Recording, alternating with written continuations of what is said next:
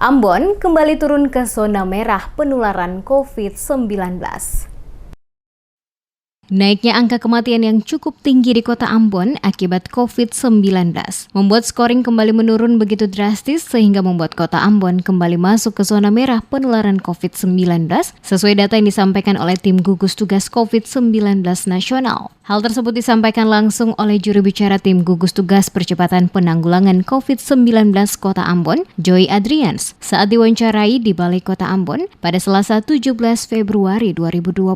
Kepada tim DMS Media Group, Adrians menjelaskan, saat ini Kota Ambon kembali berada pada zona merah penyebaran COVID-19 karena disebabkan tingginya angka kasus kematian di wilayah Kota Ambon beberapa waktu belakangan ini akibat COVID-19.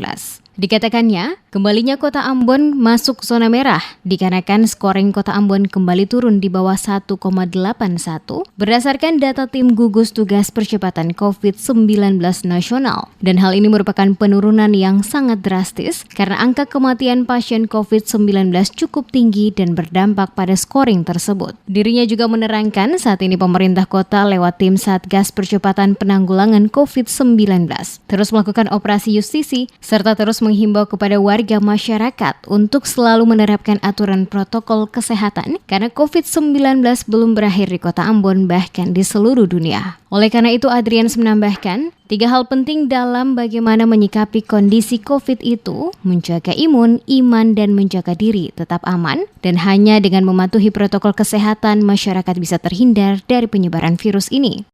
Itu kita sudah masuk di zona merah. Karena scoring kita itu sudah di bawah 1,81. Nah, saya nanti akan sementara berkoordinasi untuk mengetahui secara resmi terkait dengan scoring kita saat ini. Namun data terakhir dari Satgas COVID-19 nasional, scoring kita mengalami penurunan yang cukup drastis karena angka kematian dalam beberapa hari terakhir ini cukup tinggi. Dan ini sangat berdampak bagi scoring kita. Karena itu, Satgas tetap menghimbau kepada masyarakat Kota Ambon untuk COVID ini belum berakhir.